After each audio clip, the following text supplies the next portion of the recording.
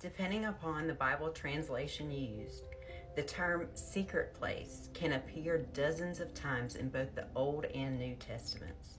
Some translations use the word shelter, covering, or dwelling rather than secret place.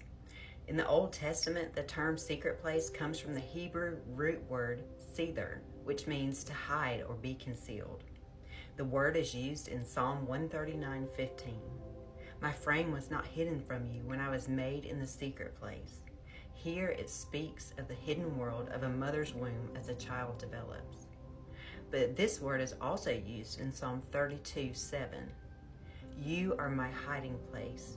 You will protect me from trouble and surround me with songs of deliverance. Although a secret place can refer to a physical location, it most often means a state of a soul in its relationship with God. Psalm 27:5 says, For in the day of trouble he will conceal me in his tabernacle. In the secret place of his tent he will hide me, he will lift me up on a rock. The psalmist is not referring to an actual tabernacle or tent in which he will hide from physical enemies. He is speaking of the state of peace God gives in the midst of trials and attacks. The idea of a secret place originates with God.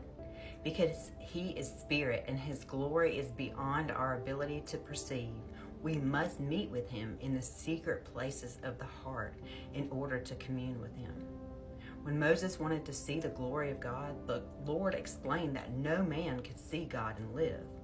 So God allowed Moses to see his glory only from a secret place.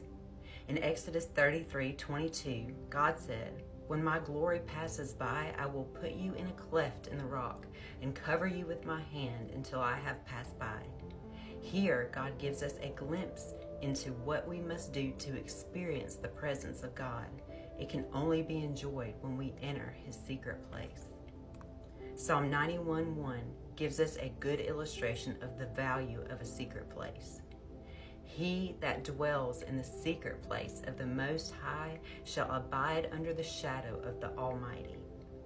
Think of the secret hiding places we enjoyed as children. Imagine being 10 years old and finding a secret hiding place under the stairs or in the honeysuckle bushes. You slipped inside and it felt magical. You felt safe and protected from the world. You imagined that you could live there all the time and no one could find you. Often you invited your best friend to share it with you because secret hiding places are better shared with someone you love and trust.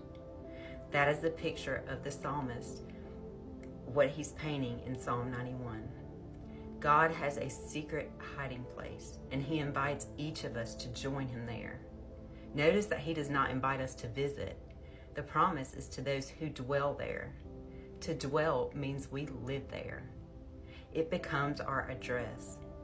God invites us to pack up and move to his secret place. To do so, we must walk away from the clamor and enticements of the world. We must be willing to quiet our hearts before him and allow him to investigate those inner recesses we reveal to no one else. Secret places imply honesty and trust. We cannot join God in his secret place unless we are willing to be transparent and honest with him. Jesus said in Matthew 6:6, But when you pray, go into your room, close the door, and pray to your Father who is unseen. Jesus was not necessarily indicating a physical location because we can pray anywhere at any time. But to really connect with God, we must enter into the secret place in our own spirits and meet God there. Quiet locations help, and we should seek solitude when we want to spend uninterrupted time with God. It's also helpful to have a designated place we go to spend time with God. Jesus did this while on earth. Although he often prayed in public, he also slipped away from the crowds and even his closest friends to spend time alone with his Father in solitude. But the secret place that Psalm 91 describes is not a physical location. It is a state of spiritual rest that prevails regardless of outward circumstances. There is a great benefit from dwelling in the secret place of the Most High. When we choose to leave behind the world's delights in favor of a lifestyle of spiritual devotion, God draws near in new ways. We begin to see our sin the way He does. Time spent in the presence of God reveals our true thoughts and selfish motivations that might otherwise escape unnoticed. From this secret place, the fruit of the Spirit takes root and grows. We start to see our lives from an eternal perspective.